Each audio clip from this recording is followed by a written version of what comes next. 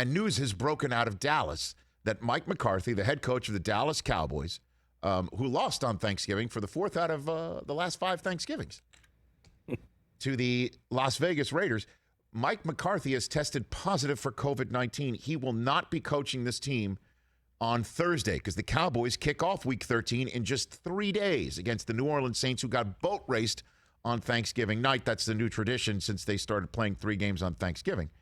That the Dallas Cowboys, that's 2 teams from Thanksgiving Day kick off Week 13. So a Thursday night football game in the middle of the season, at the top of December, is going to have 2 teams on a full complement of rest.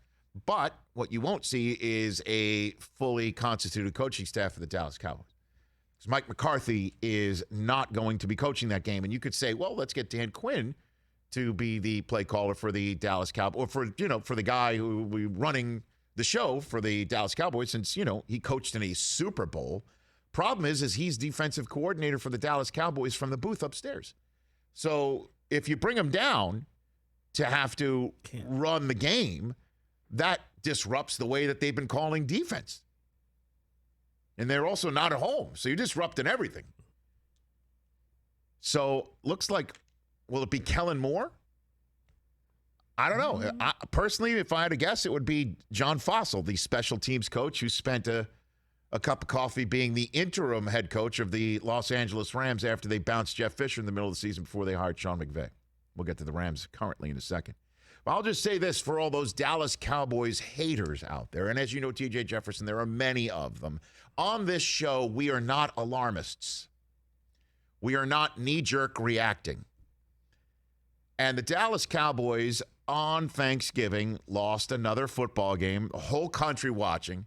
I mean, it set damn near every record in the books watching a game this year in terms of ratings. Almost 40 million Americans sat down, and I think part of that is because we had to sit through the Bears and Lions before that, and we were dying to not talk to people. Brutal. And that game goes in overtime, which always is of interest, and the Raiders are so incredibly popular, and so are the Dallas Cowboys. And a couple of things I take from this game from the Dallas Cowboys are the following. One, Zeke's not himself, and Tony Pollard right now on this planet, on the outset of Week 13 to start for the Cowboys in a couple of days from now. Right now, Tony Pollard's a better running back than Ezekiel Elliott. And they should run the offense through this kid who had a 100-yard kick return and just has a different set of wheels right now than Zeke. And I know Zeke's, feed me and all that sort of business. But Tony Pollard's a better running back than Ezekiel Elliott right now. And your eye test can see it. And obviously Zeke may not be himself, and that's the ultimate issue is how, and this is the issue of the Dallas Cowboys writ large, how to evaluate this team when they're just not all there. They're not all there. And so you have to evaluate them to say they almost beat the Las Vegas Raiders without their 2 best wide receivers and their top 2 best pass rushers. Or their second and third best pass rushers, because that kid out of Penn State, Micah Parsons, Beast. Is going to be maybe your defensive player of the year. Beast. Okay. So, and then you look at their standings.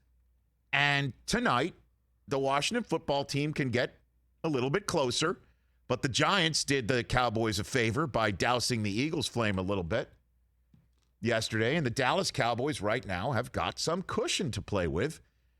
If the Washington football team wins tonight, they'll be at 5-6, still 2 games back. That's it.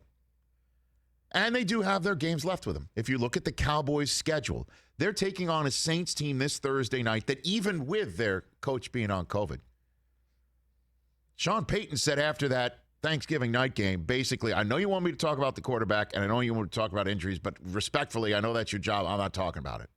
Because he knows that there's no answer at quarterback right now. That Taysom Hill is too hurt to be playing it right now. And if he's not going to play it on Week 13, Trevor Siemian's not the guy. It's that simple. But we knew that coming in. I mean, it's remarkable that they did beat the Bucs the game where Jameis went down. But the Saints should be beaten. And everybody knows it. And then they've got all the division games right in front of them. And they're better than Washington and the Giants and the Eagles. They are. Their biggest problem is going to be that game at home 2 days after the new year on January 2nd against Arizona. And that's their problem as well for the Cowboys. If they have any problem, is that the bye week, that 1 seed, I think, poof, that's gone. That's the way that one went. Can they get it? Of course. As long as regular season we got right now. There's more roadway. And the schedule, they should beat up their division opponents. That's what they should do.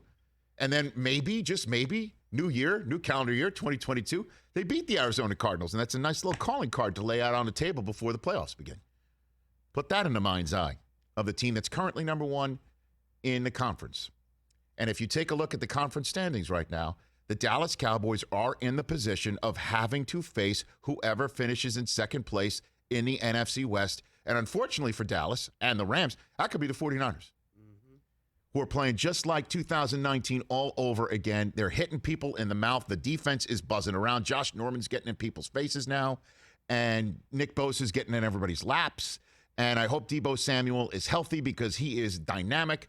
As long as Jimmy G doesn't show up airmailing people like he did throughout first couple of quarters yesterday against Minnesota.